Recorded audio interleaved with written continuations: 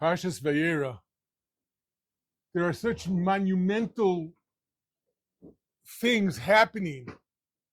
The whole way the world is being shaped, even today, is being shaped in these early sugyas of Paershas. From the birth of Yitzchak, from the competition with him and Yishmael, from the Akedas Yitzchak, Sodom, Lot, Avimelech, one piece after another. It's so enormous.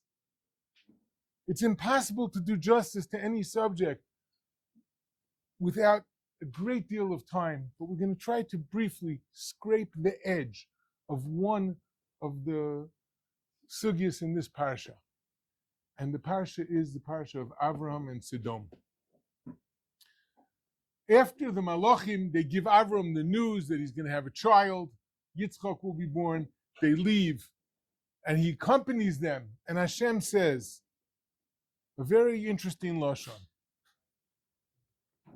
V'Hashem amar, hamichase ani me Avraham, shall I cover from Avram, shall I conceal from Avram asher ani osa? I cannot keep this secret from Avram. Now, a little background. Who's Avram?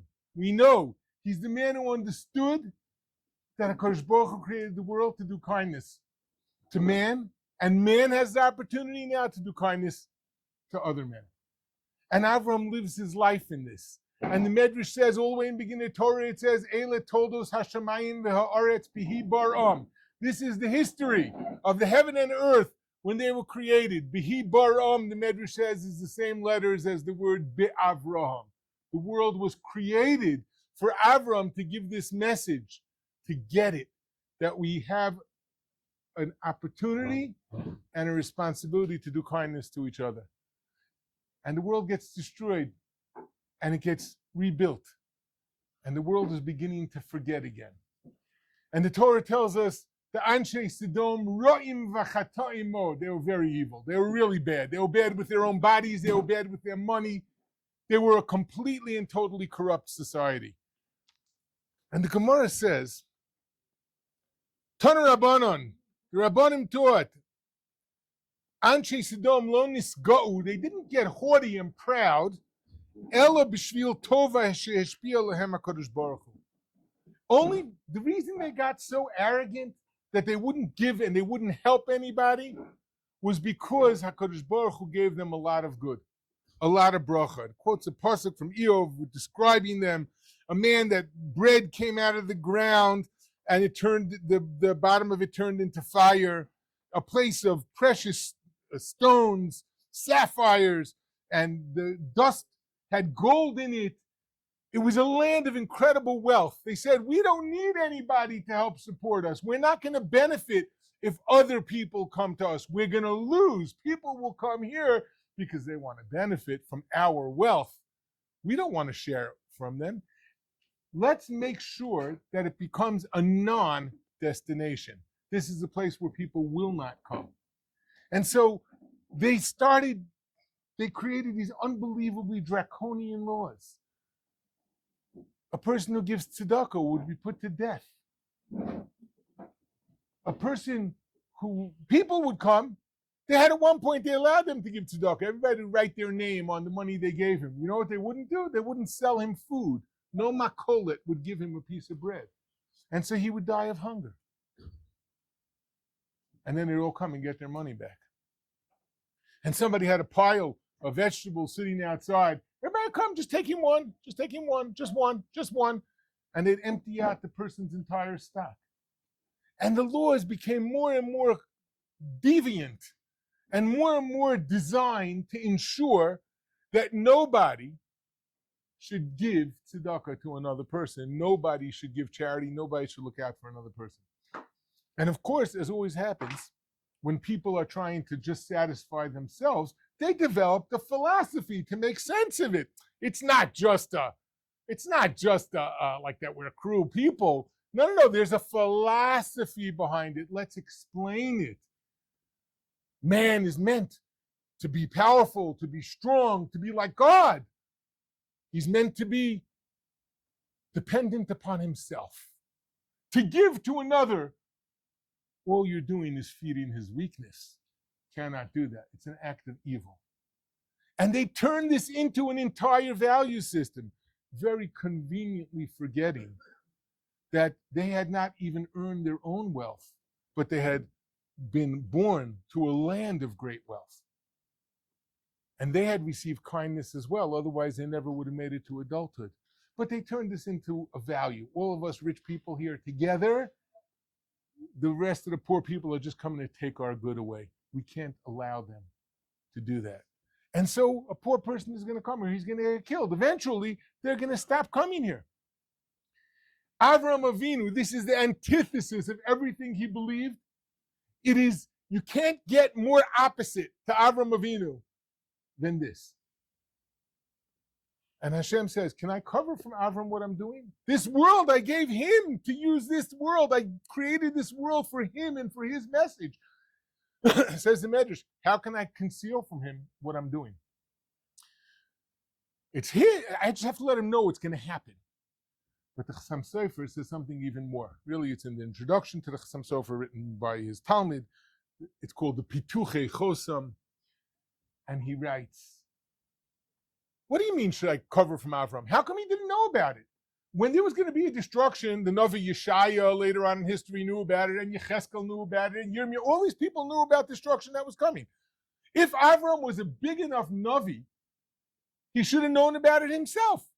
And if he wasn't a big enough Navi, then why should he know about it?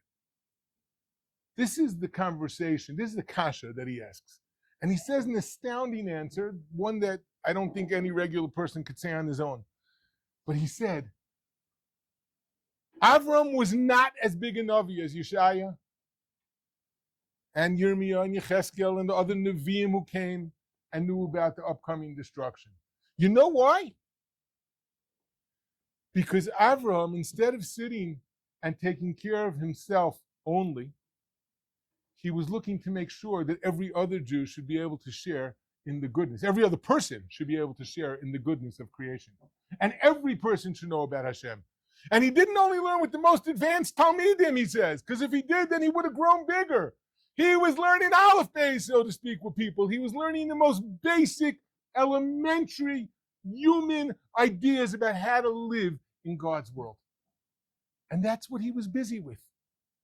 And as a result, he never achieved the level that he could have achieved if all he had done was focused on his own personal growth. And as a result, Hashem says to him, this person who really should have known, but doesn't know because he's losing out in a sense because of what he's taking away from himself in order to give to others, how could I care? How could I conceal this from him? He did it all for me. He did it all for Kavod Shemayim. He did it all to make sure that the world would be able to come close and share in the goodness of creation.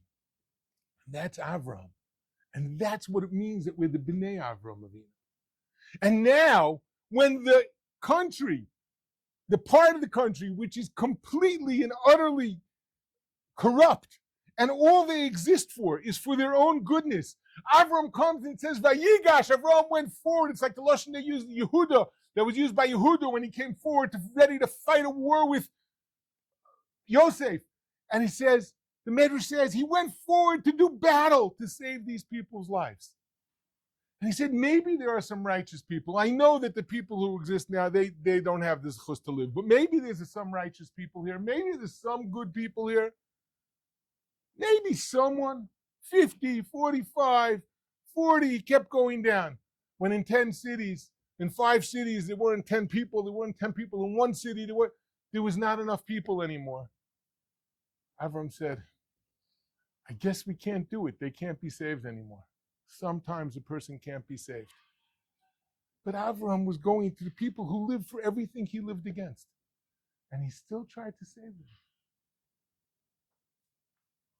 Because HaKadosh Baruch Hu created them and he gave them life. And that means that they're precious and he wants them to have life. So I have to be part of that. Now, he wasn't just a do-gooder. He wasn't a peacenik. He wasn't just a person who was like, oh, everybody should just be happy. When the time came, Hashem asks him to bring Yitzchak as a korban. He's ready to do that. It is it's even worse than Sodom to do that under ordinary circumstances. He's coming to teach the world not to do Avodah Zarah. What was the Avodah Zarah of Molech, that they would bring their child to sacrifice him? Avram is going against all Avodah Zarah. And now he's ready to do this? He says, yeah, because at the end of the day, it doesn't start from me. It starts from Hashem. And sometimes he makes me do something which is hard for me. And he gives a situation which is hard for us. But that's still coming from Hashem. So as a result, I have to make my peace with that, and I have to do that. And he didn't do it only with joy because he's doing the will. It says the tears were flowing from his eyes. All right, we'll have to talk a different time about that sacrifice. At the end of the day, we are the children of Avraham Avinu who live here we receive the chesed of the Rebbeinu Shalom and we share it further. Have a very good Shabbos.